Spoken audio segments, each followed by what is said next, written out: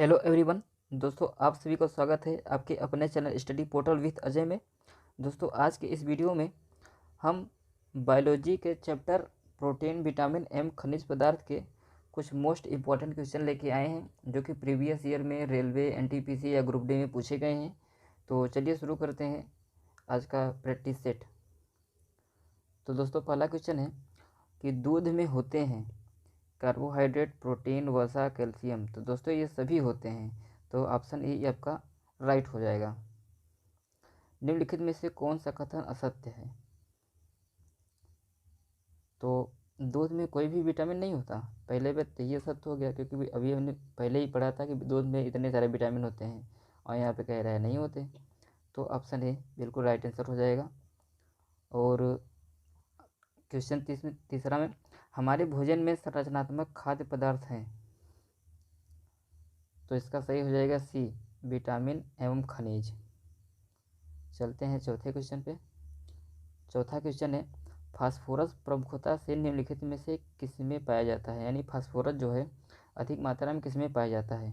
तो वो प्रोटीन में पाया जाता है। ठीक है, चलते हैं अगले क्वेश्चन पे। क्वेश्चन नंबर 5 पे निम्नलिखित में से कौन सा रसायन जल में विलेय है? कौन सा ऐसा रसायन है जो जल में विलेय है? तो इंसुलिन आपका जल में विलेय है, option number B. Question number 6 protein क्या है? तो प्रोटीन है पॉलीपेप्टाइड्स। तो पॉलीपेप्टाइड्स ये है, option number A. Question number 7 सामान्य सूत्र में विद्यमान ग्लूकोज का प्रतिशत है। सामान्य सूत्र में विद्यमान ग्लूकोज का प्रतिशत कितना है? तो ऑप्शन नंबर डी 0%। चलते हैं अगले क्वेश्चन पे। क्वेश्चन नंबर 8 पे निम्नलिखित में से किसमें कार्बोहाइड्रेट की न्यूनतम मात्रा होती है? निम्नलिखित में से किसमें कार्बोहाइड्रेट की न्यूनतम मात्रा होती है? तो ऑप्शन नंबर डी मटर में। चलते हैं क्वेश्चन नंबर 9 पे मशरूम से बहुयातायात में मिलता है।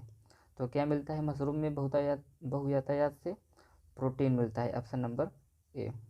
क्वेश्चन नंबर 10 पे किसमें प्रोटीन नहीं पाया जाता? ऐसा कौन है जिसमें प्रोटीन न पाया जाए?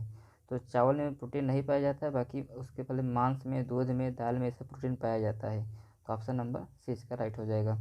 चलते हैं क्वेश्चन नंबर 11 पे। क्वेश्चन नंबर 11 है बेरियम मील के लिए प्रयुक्त होता है। बेरियम जो है मील डैश के लिए प्रयुक्त होता है।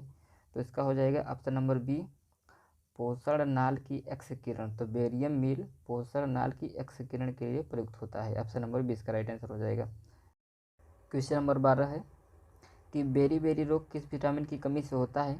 तो बेरी बेरी रोग विटामिन बी की कमी से होता है। चलते हैं अगले क्वेश्चन पे। क्वेश्चन नंबर 13 पे हाइजीन विज्ञान है। हाइजीन जो है वो विज्ञान है क्या? तो स्वच्छता का। हाइजीन जो है वो स्वच्छता का विज्ञान है। चलते हैं अगले क्वेश्चन पे। क्वेश्चन नंबर 14 पे एक शाकाहारी को अपने शरीर के लिए आवश्यक फास्फोरस कहाँ से मिल सकता है? एक शाकाहारी को अपने शरीर के लिए आवश्यक फास्फोरस कहाँ से मिल सकता है? तो ऑप्शन नंबर डी है दूध से। चलते हैं अगले क्वेश्चन पे। और क्वेश्चन नंबर 15 पे क्वेश्चन नंबर 15 है कि अच्छे स्वास्थ्य के लिए निम्न में से किसकी छोटी मात्रा में आवश्यकता होती है? अच्छे स्वास्थ्य के लिए निम्न में से किसकी जो है छोटी मात्रा में आवश्यकता होती है? तो ऑप्शन नंबर सी खनिज की। चलते हैं अगले क्वेश्चन पे। क्वेश्चन नंबर 16 पे निम्नलिखित में से कौन सा विटामिन यकृत में संचित किया जाता है? निम्नलिखित में से कौन सा ऐसा विटामिन है जो यकृत में संचित किया जाता है? तो option number A vitamin A है जो यकृत में संचित होता है। चलते हैं क्वेश्चन नंबर 17 पे निम्नलिखित में से कौन सा तत्व मानव जात में प्राकृतिक रूप से नहीं पाया जाता? ऐसा कौन सा तत्व है जो मानव जात में प्राकृतिक रूप से नहीं पाया जाता है? तो सीसा नहीं पाया जाता, ऑप्शन नंबर डी सही हो जाएगा इसका। चलते हैं क्वेश्चन नंबर 18 पे अधिकतम शाकाहारी प्रोटीन पाए जाते हैं। अधिकतम शाकाहारी प्रोटीन पाए जाते हैं, तो ऑप्शन नंबर बी दालों में सबसे अधिक शाकाहारी प्रोटीन पाए जाते हैं। चलते हैं अगले क्वेश्चन पे। क्वेश्चन नंबर 19 पे खाद्य संसाधन तथा संचय द्वारा कौन से पोषक तत्व अधिकांश रूप से प्रभावित होते हैं? खाद्य संसाधक तथा संचय द्वारा कौन से पोषक तत्व अधिकांश रूप से प्रभावित होते हैं? तो इसका हो जाएगा ऑप्शन नंबर बी कार्बोहाइड्रेट। चलते हैं अगले क्वेश्चन पे। क्वेश्चन नंबर 20 पे निम्नलिखित में से किस विटामिन की कमी के कारण मसूड़ों से रक्त आता है और दांत हिलने लगते हैं? तो इसका हो जाएगा option number C vitamin C. चलते हैं क्वेश्चन नंबर 21 पे। क्वेश्चन नंबर 21 है प्रोटीन के निम्नीकरण के फलस्वरूप यह ज्ञात होता है कि वे बने होते हैं। प्रोटीन के निम्नीकरण के फलस्वरूप यह ज्ञात होता है कि वे बने होते हैं। तो इसका ऑप्शन हो जाएगा ऑप्शन नंबर ए, अमीनो अम्ल से। चलते हैं क्वेश्चन नंबर 22 पे। शहद का मुख्य घटक है। शहद का मुख्य घटक क्या है? तो शहद का मुख्य घटक है फ्रक्टोज। ऑप्शन नंबर डी सही हो जाएगा इसका। अच्छा, क्वेश्चन नंबर 23 है। विटामिन ई महत्वपूर्ण है। विटामिन ई किसके लिए महत्वपूर्ण है? गेहूं के अंकुर का तेल, यानी ऑप्शन नंबर सी। चलते हैं क्वेश्चन नंबर 24 पे। पाचन क्रिया में प्रोटीन निम्नलिखित में से किस पदार्थ में बदल जाते हैं? पाचन क्रिया में जो प्रोटीन होते हैं निम्नलिखित में से किस पदार्थ में बदल जाते हैं? तो ऑप्शन नंबर सी, अमीनो अम्ल में बदल जाते हैं। चलते हैं अगले क्वेश्चन पे, क्वेश्चन नंबर 25 पे। तो क्वेश्चन नंबर 25 है। पके हुए आम में कौन सा विटामिन होता है? पके हुए आम में कौन सा विटामिन होता है? तो पके हुए आम में ए और सी दोनों होता है। विटामिन ए भी होता है और विटामिन सी भी होता है। चलते हैं अगले क्वेश्चन पे, क्वेश्चन नंबर 27 पे। क्वेश्चन नंबर 27 है। इन सभी में सबसे अधिक मात्रा में कैरोटीन किसमें पाया जाता है? इन सभी में सबसे अधिक मात्रा में कैरोटीन किसमें पाया जाता है? तो गाजर में सबसे अधिक पाया जाता है। चलते हैं अगले क्वेश्चन पे, क्वेश्चन नंबर 28 पे।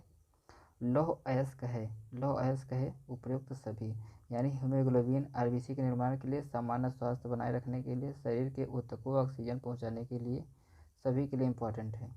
चलते हैं अगले क्वेश्चन पे, क्वेश्चन नंबर 29 पे। कोलेस्ट्रॉल किससे संबंधित है? कोलेस्ट्रॉल किससे संबंधित है? वसा से संबंधित है। ऑप्शन नंबर डी सही हो जाएगा। विटामिन ए की कमी से क्या होता है? विटामिन ए की कमी से रतौंधी होता है। Option number B. चलते हैं क्वेश्चन नंबर 31 पे। विटामिन ए का रासायनिक नाम रेटिनॉल। विटामिन ए का रासायनिक नाम रेटिनॉल हो जाएगा। रिकेट्स है एक बीमारी। रिकेट्स जो है वो हड्डियों की बीमारी है, जिसमें टेढ़ी मेढ़ी हो जाती है हड्डियाँ। चलते हैं क्वेश्चन नंबर 33 पे, जो कि लास्ट क्वेश्चन है। ये पार्ट फर्स्ट है, इसका भी पार्ट सेकेंड और थर्ड भी आएगा, तो ये चैप्टर कंप्लीट हो जाएगा। हम छोटे छोटे वीडियो बना रहे हैं ताकि आप लोग देख सकें। तो बस लास्ट क्वेश्चन में देखते हैं क्या है कि मानव शरीर में ऊर्जा की उत्पत्ति होती है। मानव शरीर में ऊर्जा की उत्पत्ति होती है हार्मोन के क्षरण के से। तो दोस्तों बस आज की वीडियो में फिलहाल इतना ही। अगर आपको वीडियो पसंद आया हो तो इस चैनल को सब्सक्राइब करें और इस वीडियो को अपने दोस्तों के साथ शेयर करें। Thank you.